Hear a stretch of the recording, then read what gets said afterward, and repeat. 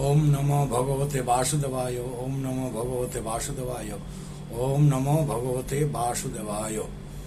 গীতার তত্ত্বসার, একাদশ অধ্যায়, বিশ্বরূপ যোগ।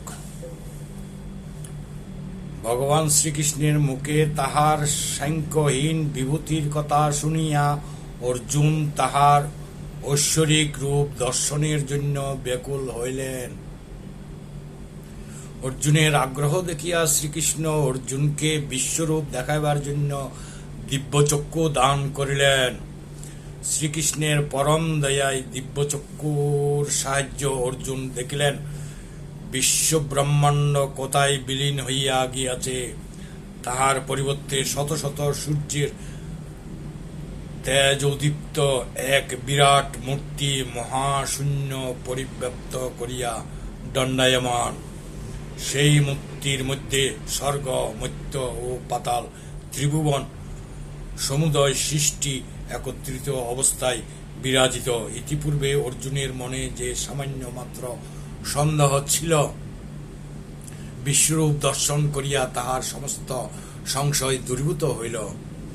অর্জুনের সর্বদেহ রোমাঞ্চিত ও কম্পিত হইতে লাগিল। তিনি নতজানু হইয়া ভক্তিভাবে বললেন, হে কেশব, হে পুরুষোত্তম, আমি তোমার দেহ মধ্যে দেবতা, যক্ষ, রক্ষ, কিন্নর, মুনি, ঋষি, মানব, দানব, পশু, পক্ষী সমস্তই বিদ্যমান দেখিতেছি। তোমার অসংখ্য বাহু এবং চরণ ও নেত্র, তোমার করাল, মুখ, গহ্বরে ভীষ্ম, দ্রোণ, কর্ণ, কৃপ, অশ্বত্থামা প্রভৃতি বতীগণ ঝুলন্ত অবস্থায় রহিয়াছে। তোমার মুখ গহ্বর হইতে জ্বলন্ত ভস্মীশিখা বহির্গত হইতেছে।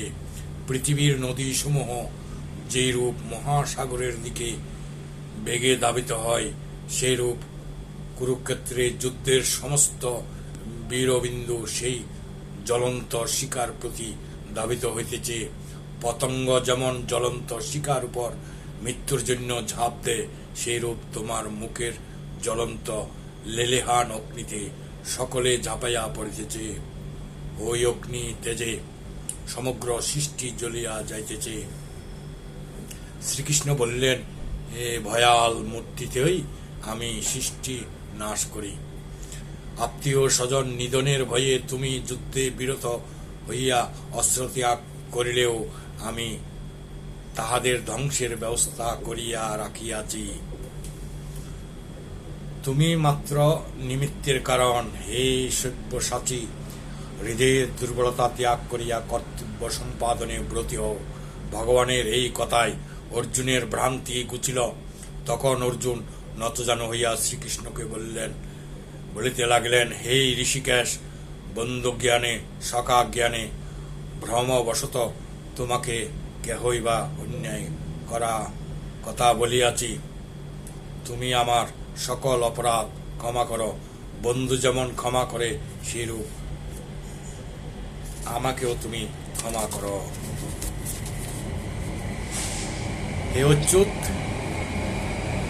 তোমার এই ভীষণ মূর্তি আর আমি দেখিতে পারিতেছি না। ইহার স্থলে তোমার সেই পূর্বের সৌম্য শান্তরূপ দেখাও।